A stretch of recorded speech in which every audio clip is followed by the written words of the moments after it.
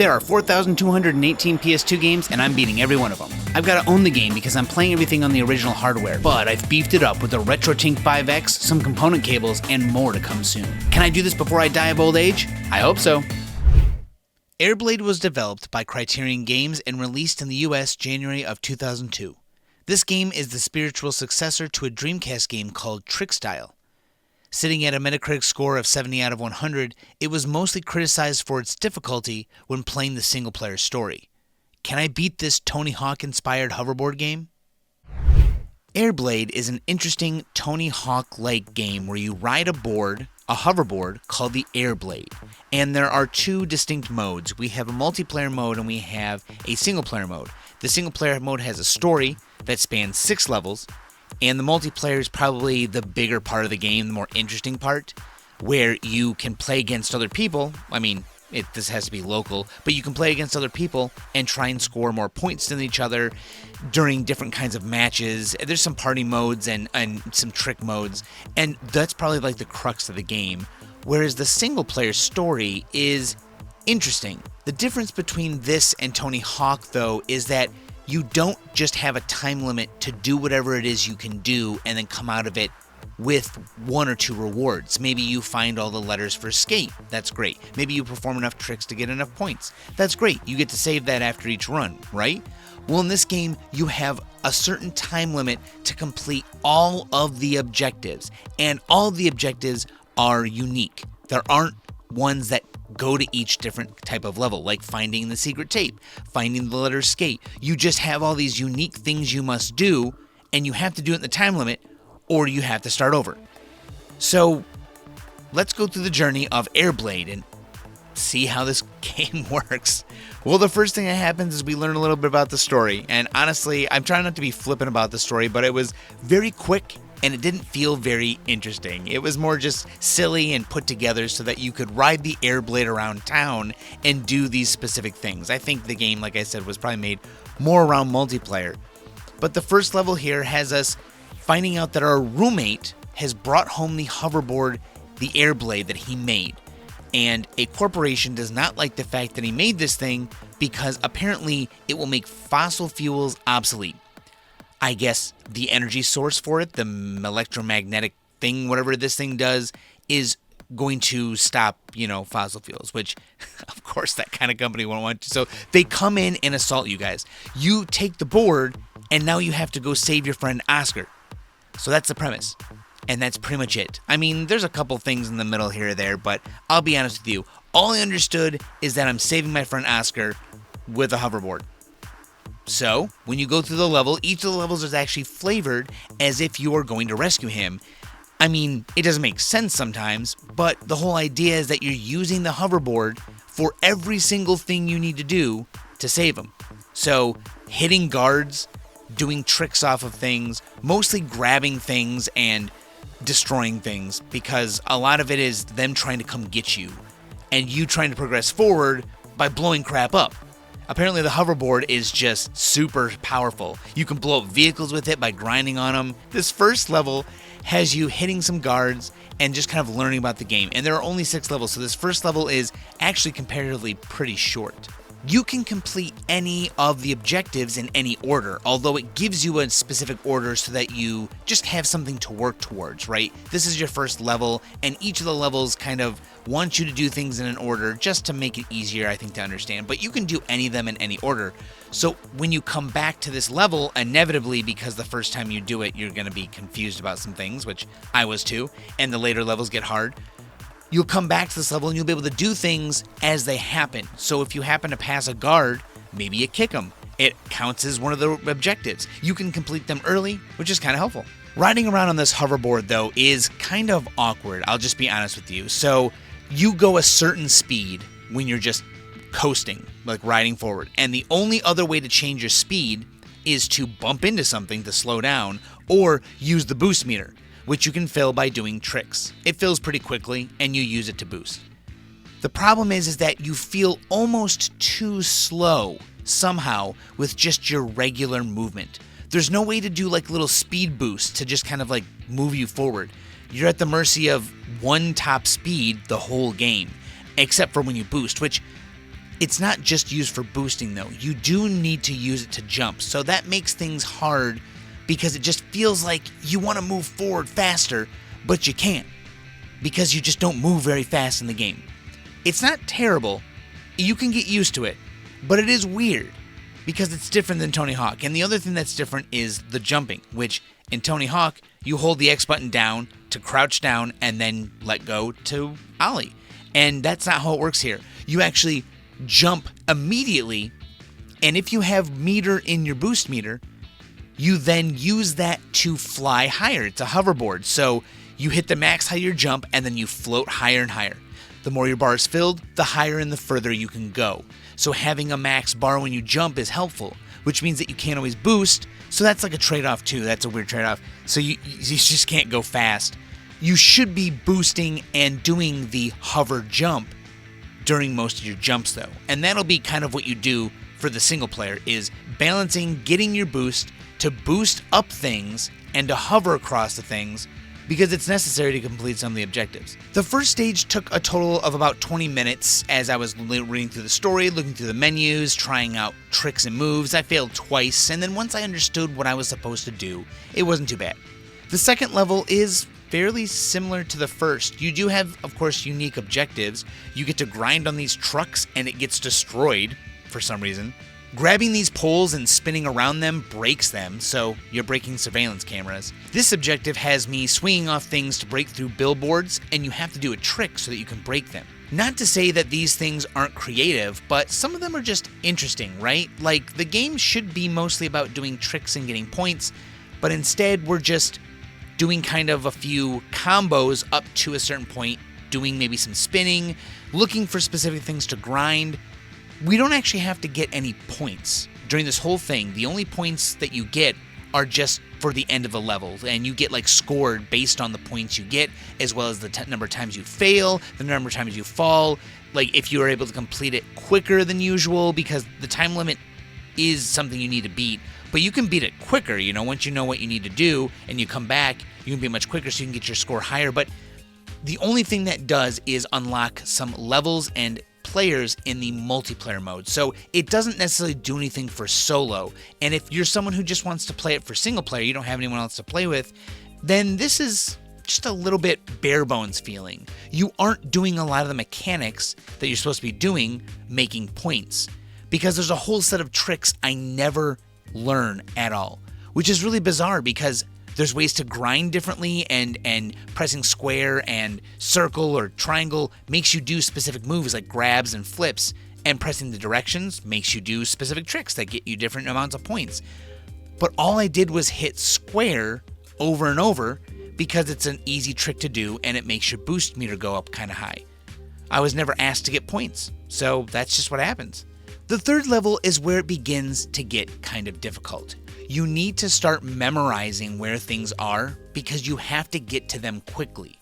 The amount of things you have to do, and some of them taking as long as they do, just makes it difficult. You have to learn where everything is and do it quickly, because as you learn where each of the things is, the next thing takes you a minute to figure out. It just does. Like, you know, the objective is hit 5 guards. Well, where are the guards? And then once you learn where the guards are, it's pretty simple. Then you gotta grind these satellite antenna things over here. You have to grind the outside of them, but the only way to get to them is through a set of jumps that allows you to come up from behind it and swing on these bars to like get up to places and grind up to places. So all of these things take a while. A lot of this game comes from memorizing what you have to do next, which is fine, I guess.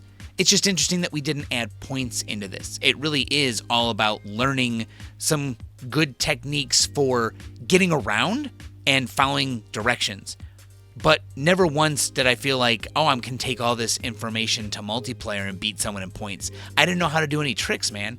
But like I said, most of this is boosting around and grinding off of things to just do an objective.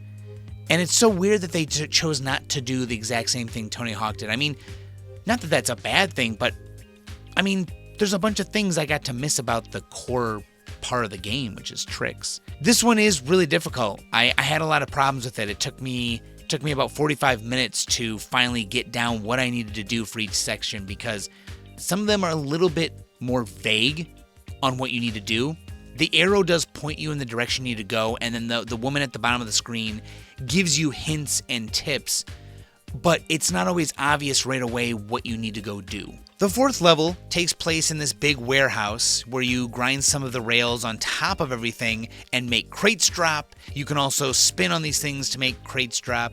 You hit some guards again because you just gotta harass some of these people here. Otherwise, it's not too terrible. This one's a little bit easier because I feel like it's easier to see the sides of the map. Like from wherever you are at any point in the game, you can look over and see. So the arrow is really more about verticality in this one. It's a much smaller, more confined level, but that makes it easier to see what you need to do next. So this one only took me about 2 attempts to do. This is level 5, and I'm going to show you my successful run. And this took about an hour and 40 minutes to complete. You have 5 minutes to do this level, and apparently this is the level that gets most people to quit. And it's very apparent immediately why. Because you must grind these rails and knock these little gondola cart things off. And, you're murdering people, and that's okay because all that matters is that you don't fall off the side of this.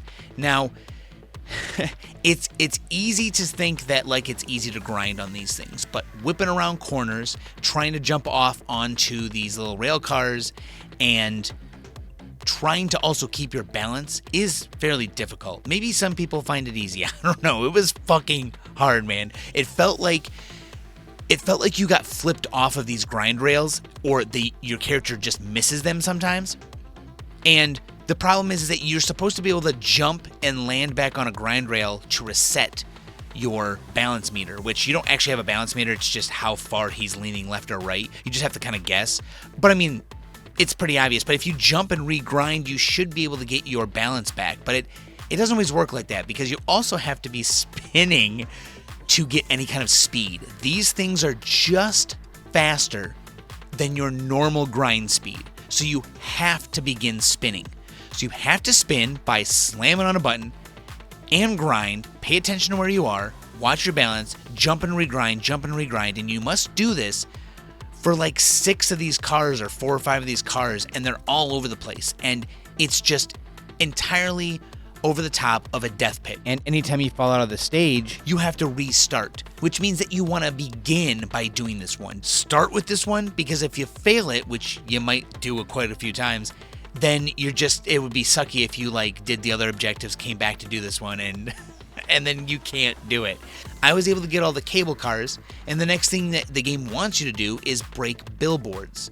I also grabbed some guards as I'm going by. I've learned at this point where all the guards are because I've done this level so many times. These billboards here are really annoying because you need boost meter and jump height. You need to do a trick through these billboards, and as you can see there, I missed that one. The only way to get it is by doing these small jumps at just the right time with the right amount of boost, getting your boost meter up by doing a couple tricks, coming up this half or quarter pipe, and then launching yourself off right here. It is really tough to get, and a lot of people say that they just jump over and over and can't get it. I can understand, man. It took me so many tries on even my successful attempt. The one up top's not too hard, and the other ones aren't really not that hard either. It's just that one right there. But the next thing we got to do is murder more people by rotating around these bars and making these things drop. So that's cool.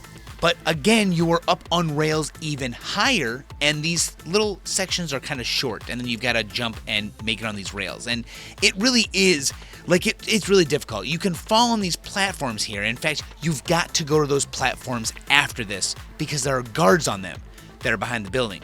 So yes, falling off isn't always immediately deadly, but it's not easy either because it's just you're high up, and if you fall, a lot of times you panic, or at least I did, and it's so easy to fall through a spot is the one spot you should be avoiding that will lead to death instead of somewhere safe, a place to grind on, but it's just difficult. At the end of the level here, you have to turn around a couple times on these bars, and the last part is really annoying. I'm just going to be honest with you because I got confused twice, I think, and part of it is the camera. The camera kind of angles upwards when you need it to be angling down in this situation. I must jump to the plane and press circle to rotate around. Jump, then press triangle to grind. then circle to jump, circle to jump, then triangle to grind. You have to do it in like this order, but also you need to do it at specific points. Some of those points come up very fast or in a way that's hard to tell what you're looking at. And so you're kind of left at the mercy of like learning slowly. So you do all of these difficult things, get to the end, and then you just can't quite tell what's coming up next and you lose. I mean, immediately. If you fall off one of those, it is very unlikely you'll be able to get back up there, or you'll land on something you don't die in immediately. So like, that's why this level is hard. Even the end of the level, getting out of it, is hard. The last level of the game, which yes, there's only 6 levels total for the single player game, is the most infuriating because it is all about memorization. There are no objectives in this level. Not like any of the last levels. It doesn't have anything except for escape. You just go forward and you must escape. You have a time limit, and yes, you can fail because of the time limit if you aren't moving fast enough. You've got to just be brave and go forward. But the whole idea is to memorize every single bit of the level so that you know what button to press where. Because a lot of times, things will just suddenly come up, and you must jump and do it correctly. Some of it's precisely landing on a grind rail or landing on a rail or a pole that you'll spin around. Some of it is simply just watching out, jumping at certain times, having enough boost to jump higher, but making sure you have enough left for a short time later because you'll need it. And sometimes you don't have time to do a trick in between, so you must be very careful. Now, that does sound a lot harder than it kind of is, but it's just memorize. Like when you see it for the first or second time, you just need to memorize it. But then you have about 2 or 3 minutes of constant perfect executions of everything. It's very easy to make a small mistake here or there, and a lot of those mistakes end in you dying. It's not even the time limit here, it's really just remembering there's a pit coming up that you can't see, or a rail that you're not going to be able to see very well you need to grind on. Or this section right here, where you go down this spiral staircase, a door opens into a pit. So sometimes it just takes a minute to like recognize. So you got to do it all perfectly. And I think that turns a lot of people off because it's very easy to just fall. Like forget, oh, I was supposed to press circle here. Oops. And I'm not sure I liked it that much. It was fine, but there was just too many annoying problems. And the last 2 levels, each taking over an hour or 2 for what you have 4 minutes to complete each of the levels. That means you make quite a few attempts. You have to remember where to do things. It's just how it goes. Because if you fall off of something or forget to press a button somewhere, you have to start all over. Doesn't matter how far you are in. And sometimes it's confusing. Like, what do you do in this section? I didn't know I needed to jump there. I just kind of like fell off. I'm like, wait, is there something I'm grabbing? No, it's just an elevator you have to jump at. I was like, I didn't know I had to do that. Everyone in the stream was like, yeah, how would you know what to do next? You don't. You just memorize it when you get there. And then the next time you go through, you go, okay, this time I'm not going to fall. So thank you for watching Airblade. It was an interesting game. I do recommend it. It gets a C on my tier list because it's really not a bad game. I just think the single player is weird. And it's short. But with friends, it would be a lot of fun. I mean, the mechanics are kind of cool. I just don't think they're good in a story setting like this. It's fine. But as a single player game, no, it's so weird and it's difficult. It's fine. It's a cheap game. If you like it, the idea of it, you'll probably like the game. Anyway, thank you so much for watching through all this video. If you made it this far, thank you so much. Thank you to the people in the stream. It was a lot of fun, especially making fun of me when I just could not stay on those stupid fucking grind rails. Thank you so much. That was a lot of fun. Thank you everyone who's ever donated or become a member of the channel. This was another request, and the reason I played it was because you guys chose it. So thank you so much. I really do appreciate it. Thank you again. I will be back with the next video, Power Rangers Dino Thunder, soon. Later.